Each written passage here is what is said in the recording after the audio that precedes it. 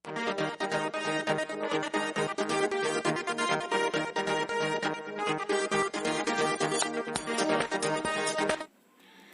Guys, welcome to elite coding. Last వీడియోలో మనం naming conventions చూసాం కదా.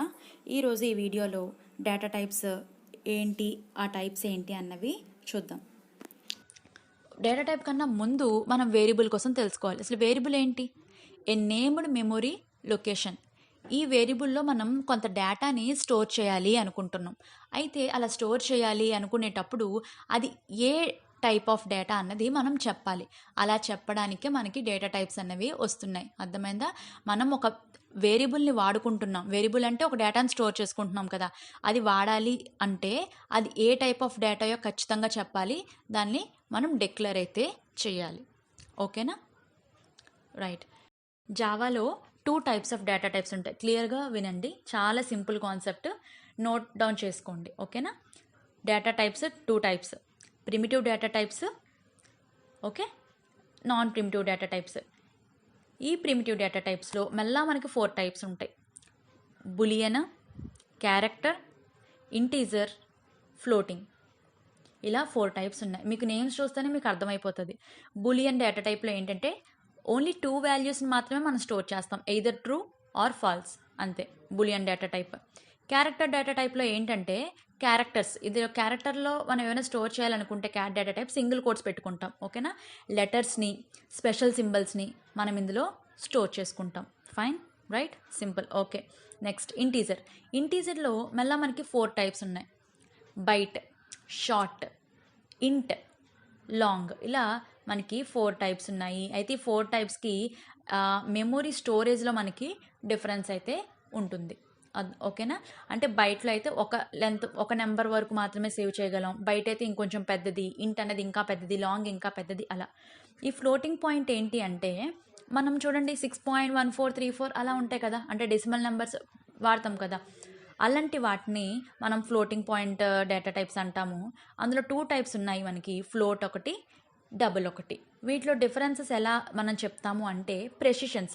ప్రెసిషన్ అంటే డెసిమల్ తర్వాత ఉన్న పొజిషన్స్ని మనం ప్రెసిషన్స్ అంటాం. ఓకేనా? ఫ్లోట్లో ఏంటంటే 7 ప్రెసిషన్స్ వరకు మనం స్టోర్ చేసుకోవచ్చు. అదే ఈ డబల్లో అయితే 15 ప్రెసిషన్స్ వరకు మనం స్టోర్ అనేది చేసుకోగలం. అర్థమైందా? మనం మెయిన్ ప్రిమిటివ్ డేటా టైప్స్ గురించి చెప్పుకుంటున్నాం: character, integer, floating point, float and double, boolean. Right? Okay. ఇప్పుడు నేను మీకు ఒక చిన్న ప్రోగ్రామ్ అయితే చూపిస్తున్నాను. నేను ఆల్రెడీ రాసి అయితే పెట్టుకున్నాను ఈ ప్రోగ్రామ్ని. సో అది మీకు ఈజీగా చూపించవచ్చు అని చెప్పి ఒకసారి నేను జూమ్ చేస్తున్నాను. ఓకే, ఇప్పుడు చూడండి.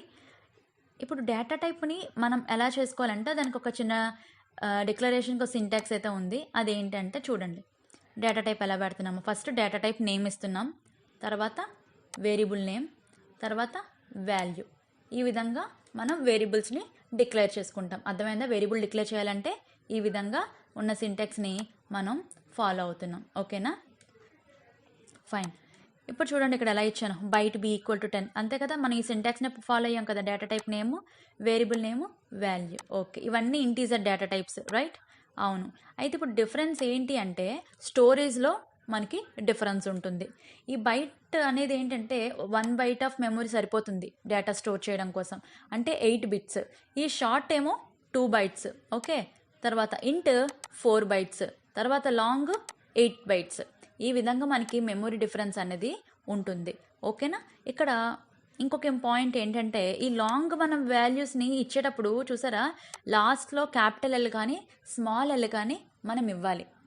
ఓకే, ఇలా ఇవ్వలేదు అనుకోండి, అది ఆ వాల్యూని ఇంటీజర్గానైనా తీసుకోవచ్చు, లేదంటే షార్ట్గానైనా తీసుకోవచ్చు. దీనికి ఇంత మెమొరీ అవసరం లేదు, నేను ఇలా లాంగ్గా ఇవ్వను అని చెప్పేసి దాన్ని నచ్చినట్టు అది ఇంటీజర్ కానీ ఏదైనా షార్ట్ కానీ తీసుకుంటుంది.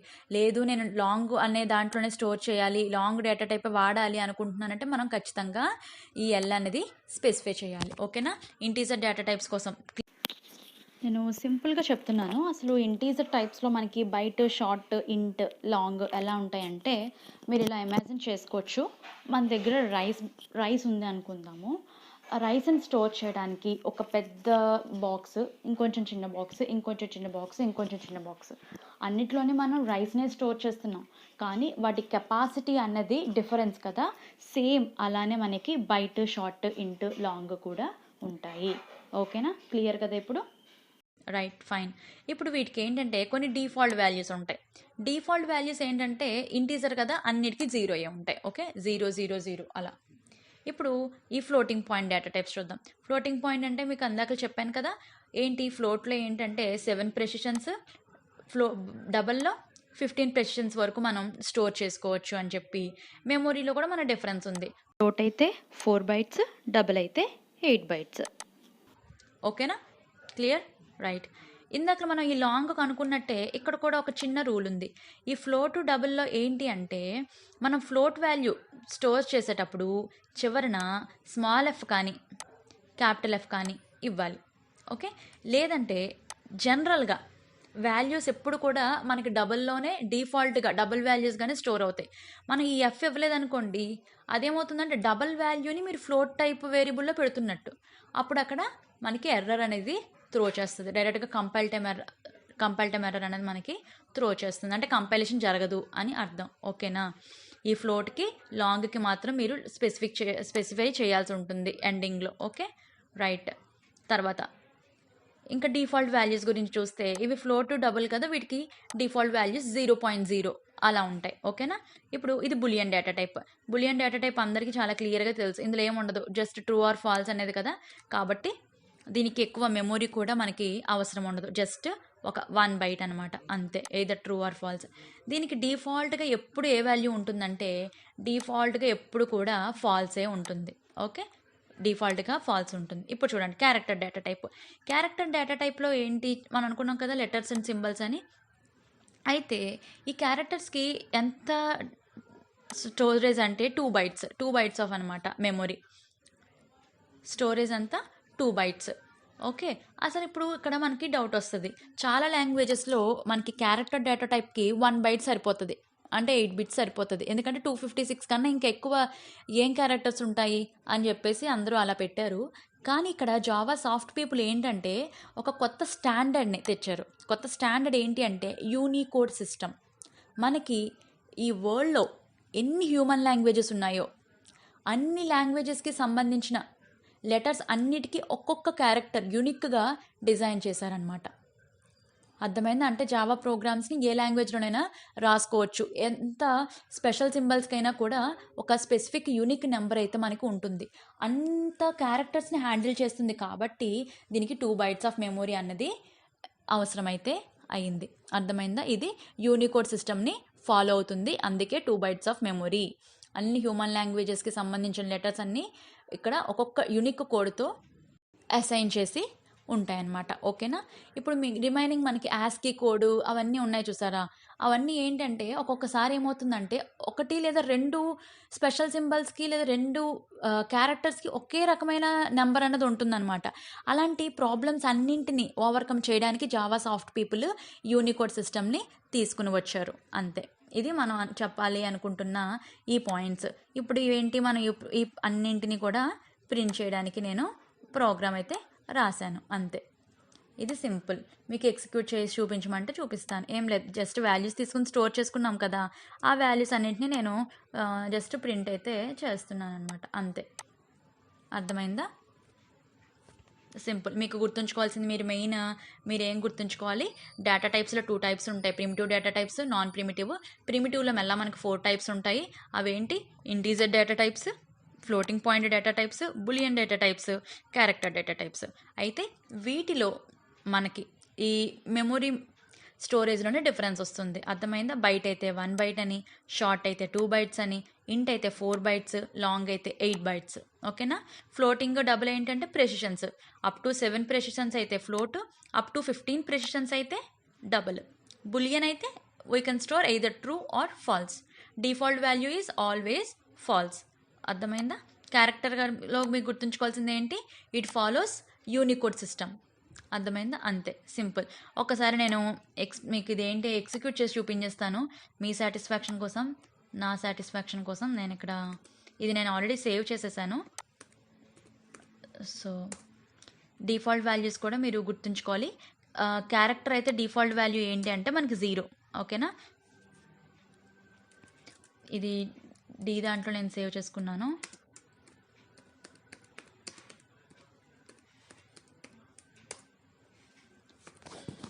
మీకు తెలుసు కదా ప్రోగ్రామ్ ఎలా కంపైల్ చేయాలో.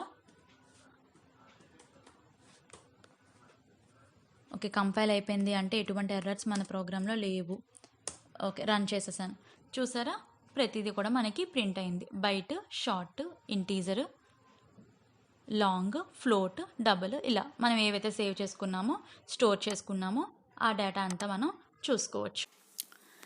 ఇంకొక మేజర్ డిఫరెన్స్ ఏంటి అంటే, ఇప్పుడు సి లాంగ్వేజ్ చూస్తే అందులో డేటా టైప్ సైజ్ అన్నది ఈ 32 బిట్ సిస్టమ్ అయితే ఒకలాగా, 64 బిట్ సిస్టమ్ అయితే ఒకలా ఉంటుంది, అంటే మారిపోతుంది. ఫర్ సపోజ్ ఇంటీజర్ చూసుకుంటే అదే 32 బిట్ సిస్టమ్కి అయితే 2 బైట్స్ ఆఫ్ మెమొరీ ఉంటుంది, అదే 64 బిట్ సిస్టమ్కి అయితే 4 బైట్స్ ఉంటుంది. కానీ ఇక్కడ జావా లాంగ్వేజ్లో అలా మనకి డిఫరెంట్ టైప్స్ ఆఫ్ సైజెస్ అన్నవి మనకి ఎగ్జిస్ట్ అవ్వవు. అర్థమవుతుందా? ఏ ప్లాట్ఫామ్ అయినా మనకి ఒకే ఫిక్స్డ్ సైజే.